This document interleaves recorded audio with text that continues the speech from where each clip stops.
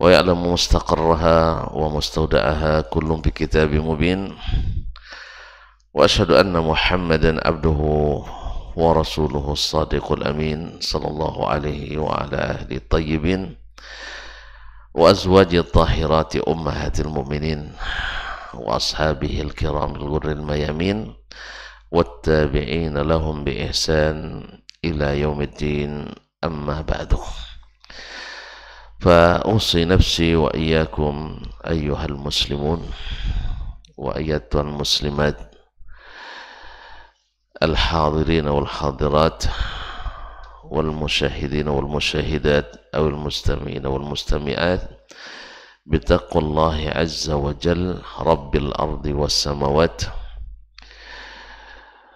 فإنه قد فاز المتقون يا أيها الذين آمنوا اتقوا الله حق تقاته ولا تموتن إلا وأنتم مسلمون. Bapak dan ibu-ibu, saudara dan saudari, kaum muslimin dan muslimat yang hadir di Masjid At-Taqwa Indo Sakinah Mawaddah Pekanbaru ataupun yang mendengarkan melalui 91,1 FM atau yang menyaksikan melalui media dimanapun berada.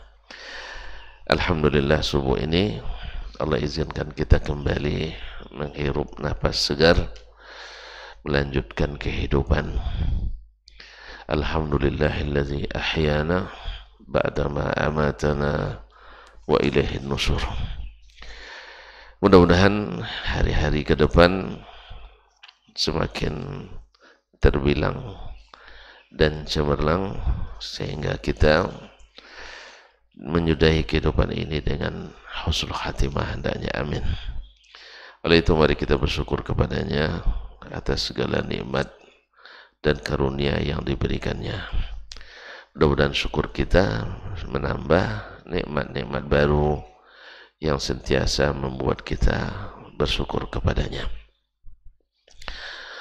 Salawat dan salam sama-sama pula kita ucapkan dan doakan untuk Nabi besar kita, Nabi Muhammad sallallahu alaihi wasallam, yang kepadanya kita banyak meminta petunjuk karena beliau yang telah diutus Allah Subhanahu wa taala untuk menjelaskan agama ini kepada kita dengan sejelas-jelasnya. Mudah-mudahan segala ilmu yang kita dapatkan dimudahkan untuk diamalkan. Segala berita yang dikabarkan dimudahkan untuk kita yakini dan kita sebarkan. Ma'asyarul kiram, selawat bersambung pula kepada para istrinya, keluarganya, anak keturunan dan cucunya, serta siapapun yang mengikutinya sampai hari berbangkit kembali. Kita bersama Imam Al-Bukhari rahimahullah melalui kitab Al-Adabu Al-Mufrad sampai pada bab yang ke-175. Qala al-Imam rahimahullah babu rahmatil iyal, bab tentang kasih sayang kepada keluarga. Bab kasih sayang kepada keluarga. Ma'asyarul kiram dirahmati Allah, kalaulah ada orang yang, kalaulah kita disuruh Allah Subhanahu wa taala untuk berkasih sayang dengan sesama kaum, dengan sesama hamba Allah, maka yang paling berhak untuk mendapatkannya dari kita adalah keluarga kita. Nah, di sini Imam Al-Bukhari rahimahullah ingin menyampaikan kepada kita bagaimana Nabi alaihissalatu wassalam menyayangi keluarganya, khususnya yang anak-anak kecil yang memerlukan belayan kasih sayang dari orang tua. Qala rahimahullah, haddatsana Haramiyu ibn Habs, telah menceritakan kepada kami hadis ini Harami ibn Habs, itu Harami ibn Habs ibn Umar al-Yashkuri. Qala haddatsana Wahib. Haddatsana Wahib, yaitu Wahib ibn Khalid. Wahib ibn Khalid ibn Ajlan Al-Basri, thiqatun thabt. Qala, dia berkata, haddatsana Ayyub, telah menceritakan kepada kami hadis ini Ayyub. Ini Ayyub adalah Ayyub ibn Kaisan. Ayyub ibn Kaisan an Amri ibn Sa'id, dari Amr ibn Sa'id. Amr ibn Sa'id Al-Basri, Amr ibn Sa'id Al-Basri Al-Qasmili, an Anas ibn Malik, dari Anas ibn Malik ibn Nadhr Al-Ansari Al-Khazraji, khadimu Rasulullah sallallahu alaihi wasallam, pembantu Rasulullah sallallahu alaihi wasallam dan sahabat kecilnya. Beliau menjadi khadim atau membantu Nabi sejak Nabi hijrah ke Madinah. Ibundanya yang sangat cerdas, yang sangat mencintai Rasulullah sallallahu alaihi wasallam, menyerahkan Anas kepada Nabi sallallahu alaihi wasallam sejak Nabi datang ke Madinah, dan sentiasa menjadi pembantu Nabi sampai Nabi wafat. Oleh sebab itu dia pun mendapatkan barakah dari dakwah atau dari doa Nabi sallallahu alaihi wasallam, yaitu diberikan rezeki yang barakah, umur yang panjang, serta anak-anak yang banyak. Sampai disebutkan di saat beliau meninggal umurnya 103 tahun, hanya 103 tahun, dengan anak lebih dari 100. Tapi anak maksud cucu ya. Jadi dia saat meninggalnya sudah melihat lebih dari 100 anak-anak keturunannya. Banyak tuh Pak nih, masuk cucu pun banyak ya. Walaupun masuk cucu, alhamdulillah. Tadi ada berapa? Baru 2. Subhanallah, umur hampir 100. Subhanallah. Kaum muslimin dan muslimat, semoga Allah SWT memberkahi apa yang Allah berikan kepada kita. Baik, Anas bin Malik tercatat juga salah satu dari 7 sahabat yang paling banyak memberikan hadis dari Nabi sallallahu alaihi wasallam. Karena tadi dia hari-hari bersama Nabi alaihi salatu wassalam, dan semua pengalamannya bersama Nabi ada pengalaman yang indah, seperti yang dia ceritakan, seperti tak pernah menyentuh tangan yang sehalus tangan Rasulullah sallallahu alaihi wasallam, dan tidak pernah mendapatkan seorang yang katakanlah majikan seperti Nabi alaihi salatu wassalam. Tak pernah memarahi, tak pernah membentak, dan tak pernah menunjukkan kekecewaan. Walaupun yang namanya anak kecil kadang-kadang ada juga hal-hal yang melalaikan yang dia lakukan, tetapi Nabi alaihi salatu wassalam selalu memakluminya.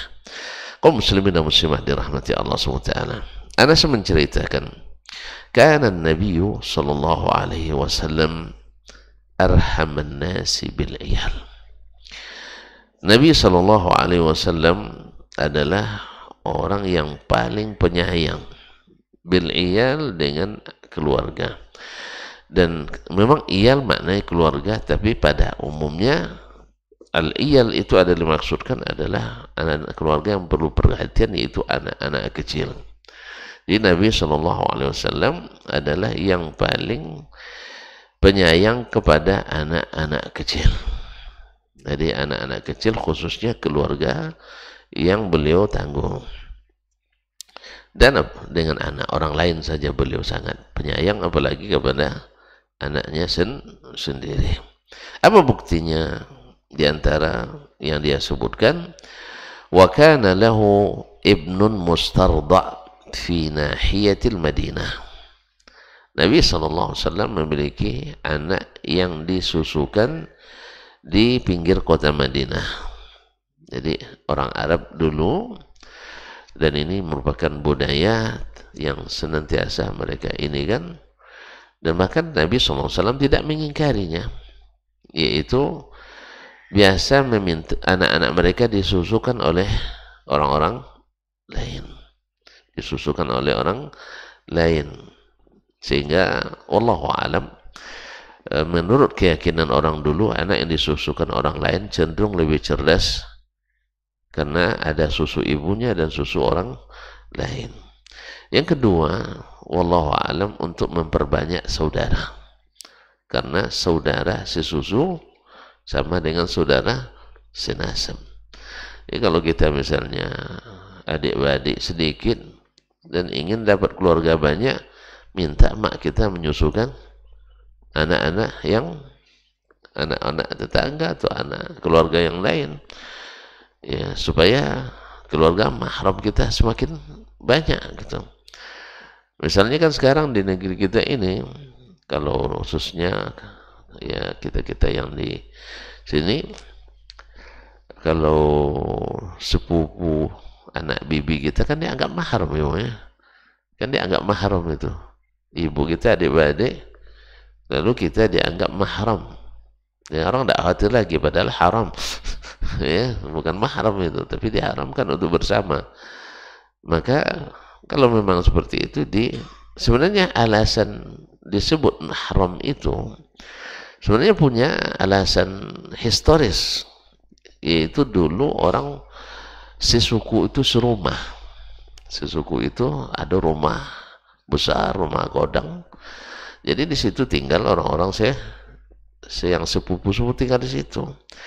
Mereka dulu bekerja suka batobo, atau batobo itu nggak tahu ya. Suka kerja kalau mengolah sawah atau ngolah kebun itu beramai-ramai. Selesai,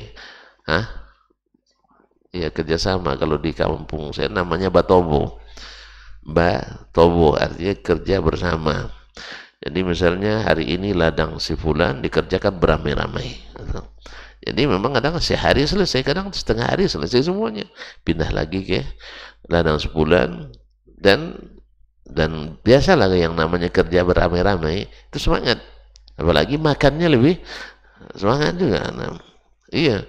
Dan berkah, ada kebersamaan di situ. Nah, biasanya yang bekerja meninggalkan anaknya. Nah, yang sedang dalam kondisi berhalangan untuk pergi, seperti ibu yang menyusui kan tidak mungkin ikut kan, yang baru melahirkan.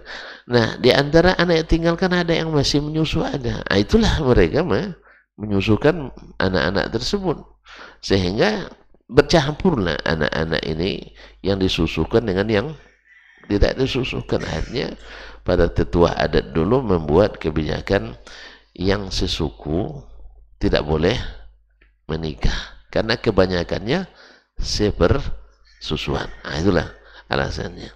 Tapi di saat ini tidak bisa lagi. Pasalnya apa? Masing-masing sudah punya rumah. Adik-adik aja tidak boleh serumah lagi kan sekarang kan? Adik-adik kan tidak boleh lagi serumah sekarang. Ya, masing-masing, sehingga emaknya tertinggal, ayah. Makanya ayah sekarang tidak boleh bikin rumah besar-besar lagi. Apa besar? Nanti anak-anak pada keluar dari rumah itu semuanya. Kalau dulu tidak. Memang ada tren bahwa yang paling bontot, yang paling terakhir perempuan itu harus siap-siap tidak keluar dari rumah orang tua. Gitu bang ya. Nah, harus jadi penunggu rumah. Terus sekarang tidak ada lagi. Tinggal ayah dan emaknya ngurus rumah 2 lantai, kamar 9. Nah, kan gimana terusnya? Dulu enggak, mereka serumah. Jadi rumah besar itu dibagi ruang-ruang. Ini keluarga sebulan. Akhirnya banyak anak mereka yang sepersusuan atau disusukan oleh saudara sepupunya tadi. Nah, sekarang kan enggak lagi, maka harus diperjelas.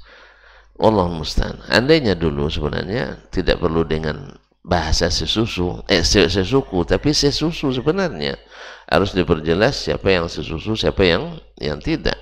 Sebab menjadikan semuanya sama hukumnya juga keliru. Dan harus dibedakan mana yang menyusu sampai menjadikan mahram, mana yang menyusu hanya sekali, 2 kali tidak cukup. Karena yang sepersusuan yang dianggap sepersusuan itu adalah 5 kali menyusu sampai kenyang. Sampai kenyang. Allah musta'an. Nah, kaum muslimin dan muslimat ya Allah. Jadi orang Arab dulu biasa minta anaknya yang masih bayi disusukan oleh orang lain dengan tujuan tadi ada semacam keyakinan tadi atau sugesti atau ya sugesti lah ya, bahwasanya anak disusukan khususnya di al-badiyah, orang-orang kampung. Karena orang kampung itu relatif makanannya bersih dan halal. Orang-orang di kampung-kampung itu makanannya masih relatif bersih dan halal. Karena mereka kerja di kebun sendiri, hewan, ternak sendiri. Jadi untuk ini beda dengan orang kota. Orang kota banyak debunya, debu menipu, debu macam-macam lah yang namanya pedagang. Oleh sebab itu maka mereka menyusukan anaknya di kampung-kampung. Wallahu a'lam. Nah, Nabi SAW juga memiliki anak yang disusukan di mustarda, di istirda itu kan minta disusukan oleh orang lain di pinggir kota Madinah, fi nahiyatil Madinah. Nahiyah pinggir, al-Madinah kota Madinah. Ma'asyiral kiram dirahmati Allah. Anak yang dimaksud dalam riwayat Imam Muslim adalah anaknya Ibrahim, anak Nabi Ibrahim dari istrinya Maria Al-Qibtiyah. Maria Al-Qibtiyah yang dihadiahkan oleh Raja Muqawqis kepadanya. Asalnya hamba sahaya, dihadiahkan ke Nabi SAW oleh Raja Mesir Al-Muqawqis, kemudian dinikahi oleh Nabi SAW. Dari Maria ini, Al-Qibtiyah ini lahir Ibrahim, dan Ibrahim ini juga meninggal di waktu kecilnya. Nah, di saat dia meninggal itu terjadi gerhana matahari. Nah, jadi gerhana matahari, orang-orang jahiliyah dulu sama juga dengan orang jahiliyah sekarang juga. Ya, bila ada munasabah, terjadi kejadian aneh dengan kelahiran seorang, dianggap itu sebagai karamah dan sebagainya, karena ada pengaruh kelahiran Ibrahim terhadap gerhana matahari tadi.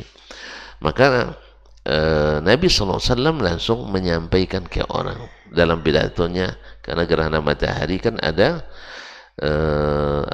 gerhana matahari itu ada solat gerhananya, lalu ada khutbahnya. Nabi sampaikan, inna syamsa wal qamara ayati min ayatillah, sesungguhnya matahari dan bulan hanya tanda-tanda kebesaran Allah.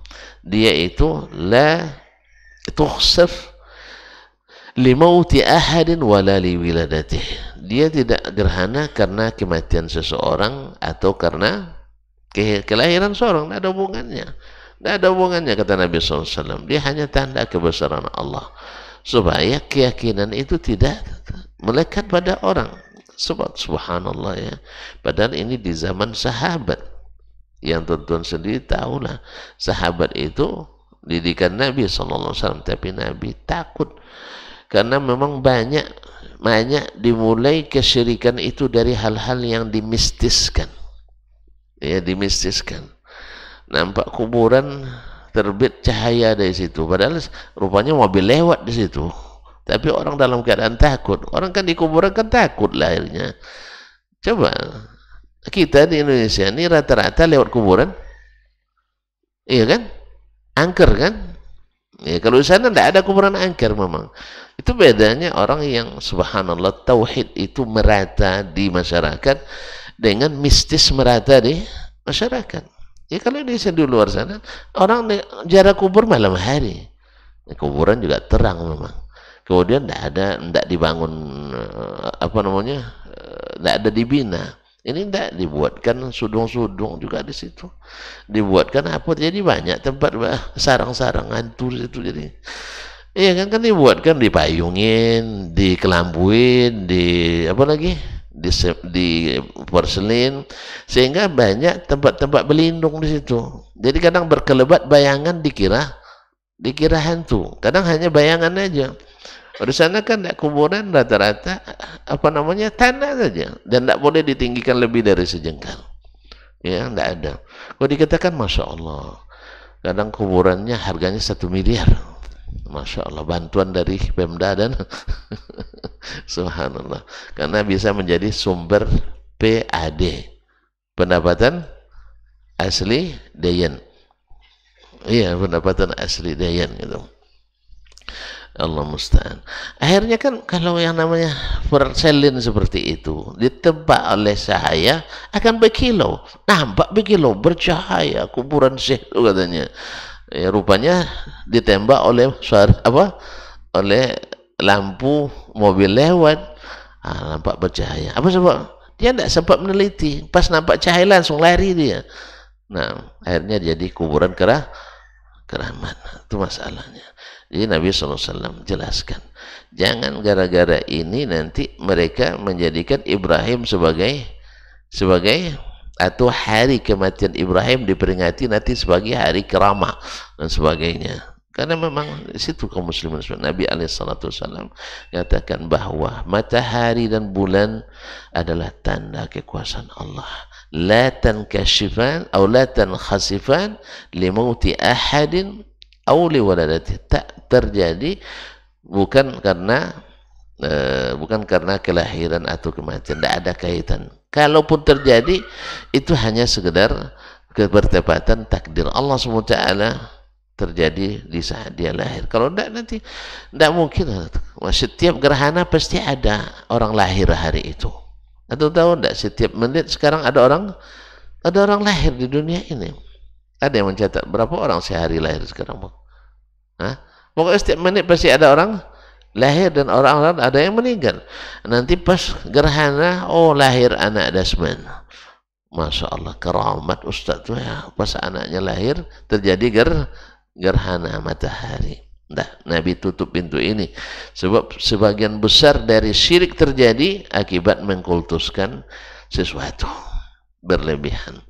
Maka Nabi SAW katakan jangan, ya, karena pas waktu pas Ibrahim anak Nabi SAW meninggal langsung terjadi gerhana matahari dan orang-orang pun bisik-bisik ada hubungannya atau tidak. Maka Nabi jelaskan tidak ada hubungannya sama sekali. Kaum muslimin dan muslimat dirahmati Allah SWT. Wa kana dhi'ruhu qainan. Wa kana dhi'ruhu qainan. Al-dhi'ru itu adalah disebut sebagai suami suami orang yang menyusukan. Itu disebut dhi'r. Dhi'r siapa? Dhi'r anak yang disusukan. Paham saya? Jadi bapak susuan itu disebut dengan al-dhi'ru. Jadi wa kana dhi'ruhu, bapak susuannya Ibrahim itu qainan, yakni haddadan, tukang besi. Nah, jadi suami dari ibu yang menyusukannya itu yaitu dhi'ru Ibrahim itu adalah qainan, tukang besi atau pandai besi.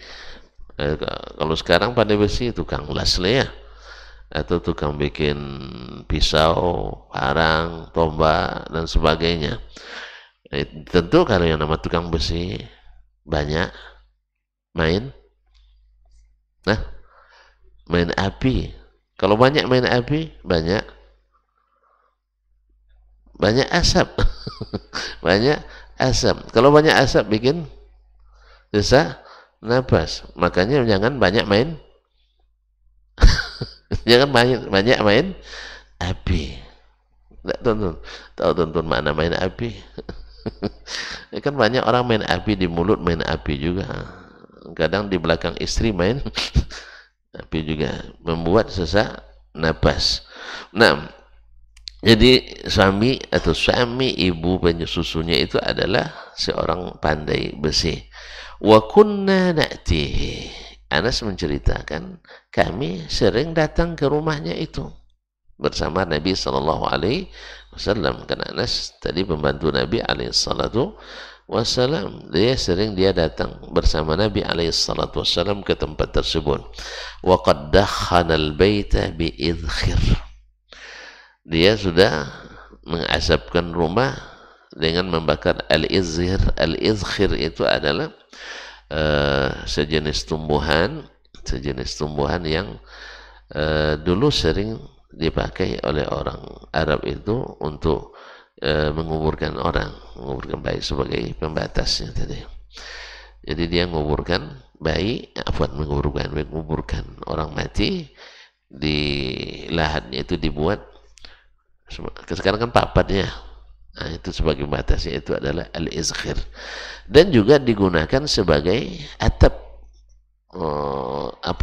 rumah-rumah mereka. Jadi semacam rumput yang bisa digunakan untuk itu, dan juga dipakai sebagai tadi Pak untuk menghidupkan api.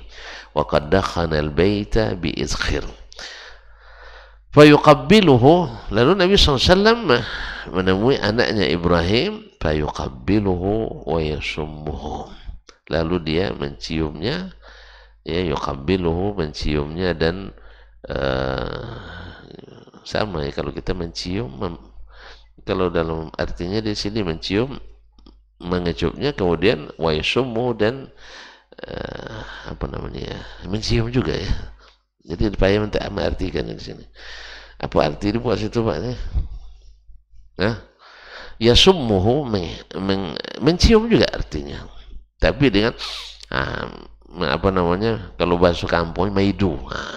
Maidu gitu. Maaf terjemahnya, menghidunya gitu ya.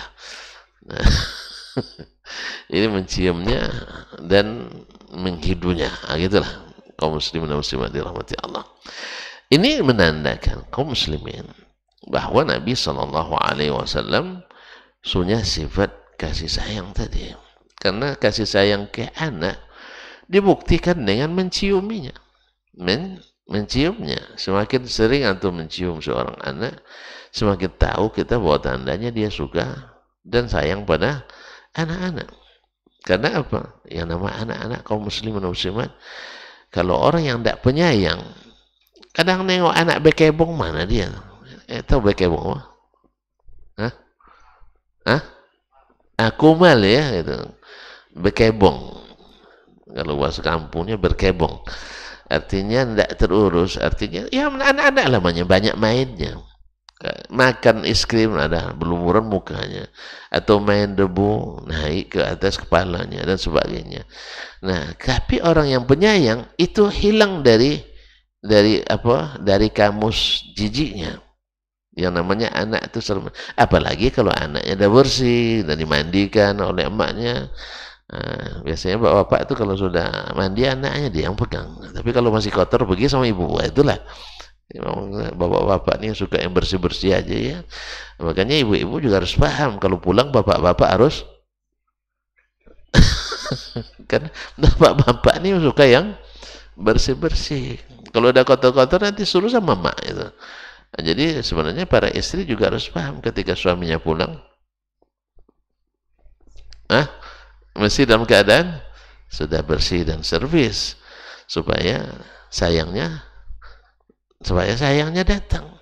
Pasti itu kalau udah bersih pasti dia sayang. Kalau sayang agak titik-titik lah. Nah, sayang dicium dan ini. Masyaallah kiram dirahmati Allah. Jadi wa yuqabbilu yasummu, Nabi menciumnya, mengecup dan menciuminya anak tersebut. Subhanallah. Inilah kaum muslimin dan muslimat dirahmati Allah, seperti yang juga dalam hadis-hadis lain disebutkan bahwa Nabi menjadikan tanda sayang itu dengan menciumi anak. Datang seorang Aqra' ibn Habis, seorang badui datang ke Nabi SAW. Dia melihat Nabi menciumi cucunya Hasan dan Husain atau Umamah waktu itu. Lalu orangnya heran. Aqra' ibn Habis kan baru masuk Islam di Fathu Makkah. Dia bilang, ya Rasulullah, inna li asra minal aulad. Saya punya 10 anak, ma qabbaltuhum. Tidak pernah saya ciumi sekalipun. Jangan-jangan istrinya juga tidak diciumnya. Allah musta'an. Kaum muslimin dan muslimat. Maka Nabi katakan, man la yarham, la yurham. Siapa yang tak penyayang, takkan disayang. Dan itu terbukti kaum muslimin dan muslimat. Orang tua yang dekat dengan anaknya, anaknya akan selalu mengingatnya. Tapi kalau orang tua yang jauh dengan anaknya, tidak pernah menciuminya, anak pun akan renggang dengannya. Yang suka mencium aja kadang renggang juga, ya kan? Ya gara-gara subuh udah pergi, pulang malam, saya termasuk korbannya nih sih. Itu bahasa ciumnya setelah tidur aja kan. Ya setelah tidur dan ketika bangunkan tadi sebelum subuh dibangun dia cium. Nah, Allah musta'an. Atau ngantar sekolah. Baik, qala al-Imam Al-Bukhari rahimahullah, hadis yang kedua dalam bab ini, haddatsana Abdullah ibn Muhammad, telah menceritakan kepada kami Abdullah ibn Muhammad, yaitu Abdullah ibn Muhammad ibn Ja'far Al-Bukhari al-mulaqab bil Musnadi, dikenal dengan Al-Musnadi karena beliau sangat memberikan perhatian besar pada kitab Al-Musnad sehingga disebut dengan Al-Musnadi, ahlinya Musnad. Qala haddatsana Marwan, telah menceritakan hadis ini kepada kami Marwan, itu Marwan ibn Muawiyah ibn al-Haris ibn Asma al-Fazari, Abu Abdul Bar al-Kufi, nazilu Makkah wa Dimashq, thiqatun hafiz. Qala haddatsana Yazid ibn Kaisan, telah menceritakan kepada kami hadis ini Yazid ibn Kaisan, itu Yazid ibn Kaisan al-Kufi al-Kufi al-Yashkuri al-Kufi an Abi Hazim, dari Abu Hazim al-Madani, an Abi Hurairah, dari Abu Hurairah Abdurrahman ibn Sakhar ad-Dawsi, sahabat Nabi yang paling banyak meriwayatkan hadis dari Nabi sallallahu alaihi wasallam. Qala, dia berkata, atan nabiyya sallallahu alaihi wasallam rajulun wa ma'ahu sabih, datang kepada Nabi sallallahu alaihi wasallam seorang laki-laki membawa seorang anak. Jadi sahabat-sahabat dulu sering datang ke Nabi bawa anaknya dengan harapan didoakan. Jadi kita kaum muslimin dan muslimat kalau pergi baik juga kita selalu membawa anak. Di pengajian pun dulu para penuntut ilmu, para orang-orang tua dulu datang ke majlis-majlis ilmu juga membawa anaknya, sampai anaknya pun menjadi ulama seperti ayahnya, seperti Ibnu Abi Hatim misalnya. Itu sejak kecil dibawa oleh ayahnya dan pamannya kemana-mana, ya kemana-mana, sehingga ilmu ayahnya, ilmu pamannya Abu Zur'a Ar-Razi itu disalinnya, sehingga dia tumbuh dalam beribadah sampai dikatakan kalau dari sisi ibadah kalah ayahnya, cuman ayahnya terlalu tenar, susah dia untuk melampaui ayahnya. Kalau kita nak tenar, ayah jangan terlalu tenar duluan gitu. Nah, ya, kalau saya kan untung saya, sebab ayah saya tidak terkenal gitu. Akhirnya tidak terlalu payah. Kalau sempat ayah saya dulu orang terkenal, payah juga kan. Tapi jangan doakan ayah nah, semuanya ada kebaikan. Tapi Ibnu Abi Hatim rahimahullah ta'ala, karena memang Allah berikan kelebihan itu, sehingga dia pun menjadi dikenal seperti dikenalnya ayah dan pamannya tadi. Jadi datang ke Nabi SAW seorang laki-laki membawa anak kecil. Faja'ala yadhummuhu ilaih. Nah, orang itu yadhummu ilaihi, yaitu memeluk anaknya tadi. Masya Allah. Faqala Nabi SAW, lalu Nabi SAW melihat itu, Nabi terjun, ya. Atarhamu, kamu sayang kepadanya? Ya, Nabi menanyakan, kamu memeluk anak itu kan tanda sayang kepadanya? Qala na'am, benar ya Rasulullah. Qala fallahu arhamu bika minka bihi. Ketahuilah, karena kau sayang. Allah lebih sayang kepadamu dari kau sayang kepadanya. Masya Allah, balasan dari Allah selalu lebih dari yang kita beri. Oleh sebab itu tidak boleh khawatir atas balasan Allah SWT. Sayang kita kepada anak-anak, khususnya anak kita sendiri, maka Allah pasti lebih sayang kepada kita sebagai balasan tadi. Karena memang berlaku al-jaza' min jinsil amal. Seperti apa kita berbuat, seperti itu pula dapat balasan. Makanya lihat kaum muslimin, sayang kepada orang Islam, sayang kepada saudara, ini juga akan Allah balas dengan sayang yang lebih daripada sayangnya Allah kepada mereka. Oleh sebab itu menjadi penyayang itu menguntungkan terus. Karena Allah menjadikan Allah sayang kepada orang yang suka penyayang. Oleh sebab itu maka seseorang harus berusaha selalu menjadi orang-orang yang penyayang. Wa huwa arhamur rahimin, dan Allah adalah yang paling penyayang dari semua yang penyayang. Masya Allah, tabarakallah. Hadis ini menunjukkan bagaimana kedekatan Nabi SAW dengan anak-anak. Yang kedua, Nabi selalu mengapresiasi orang-orang yang sayang kepada anak-anak. Yang ketiga, bahwa di antara sifat Allah adalah sifat penyayang. Ya, manusia semua sifat penyayang, Allah semua bisa sifat penyayang, tapi sayang Allah dengan sayang manusia tidak sama. Allah menyayangi sesuai dengan bagaimana yang Dia kehendaki. Yang jelas Allah Maha Penyayang. Dan kalau Allah sudah menyayangi kita, insya Allah tanpa kita minta Allah akan beri. Ini tidak puas kita minta, tidak diberi-beri juga. Tidak puas minta, tidak diberi-beri. Mungkin wallahu a'lam, kita belum disayangi, atau mungkin Allah siapkan yang lebih untuk kita sebagai tanda Dia lebih sayang kepada kita. Yang jelas jangan bosan meminta kepada Allah yang Maha Penyayang.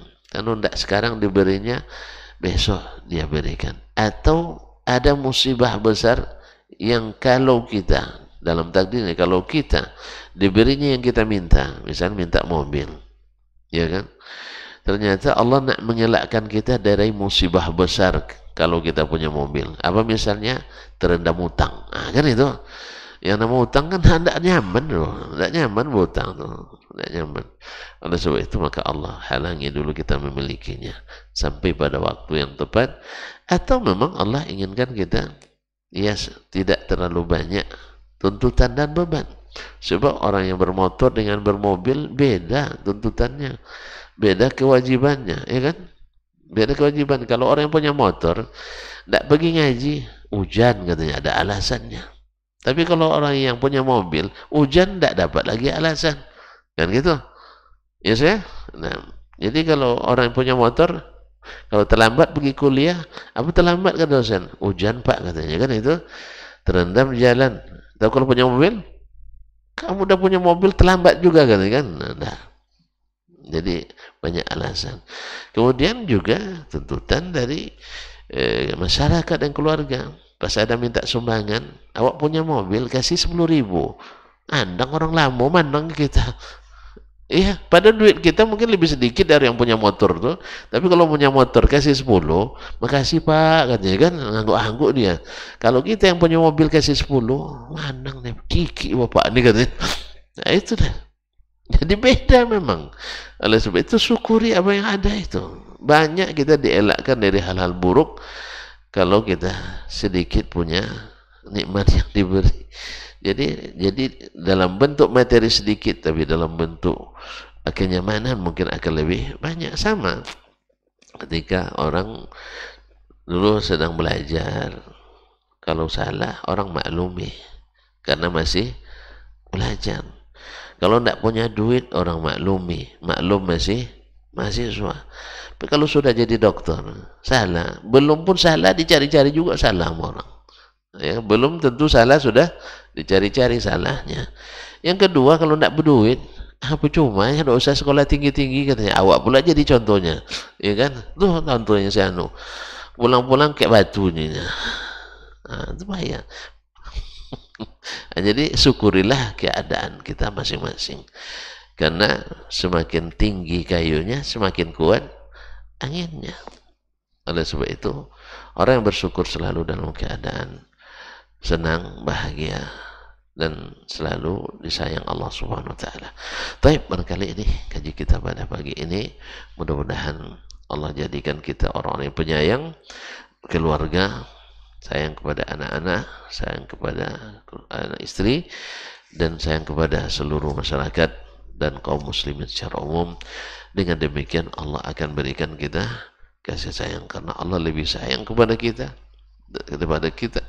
daripada sayangnya kita kepada anak dan keluarga kita. Oleh sebab itu menjadi penyayang itu beruntung terus. Karena apa? Disayangi oleh Allah yang Maha Penyayang. Baik, sekiranya memang tidak ada pertanyaan, karena jelas sekali kan rumusnya sayang disayangi. Wallahu ta'ala alam wa sallallahu ala nabiyina Muhammadin wa sallam. Mohon maaf dan terima kasih. Subhanakallahumma bihamdik, asyhadu an la ilaha illa anta, astaghfiruka wa atubu ilaik. Wassalamualaikum warahmatullahi wabarakatuh.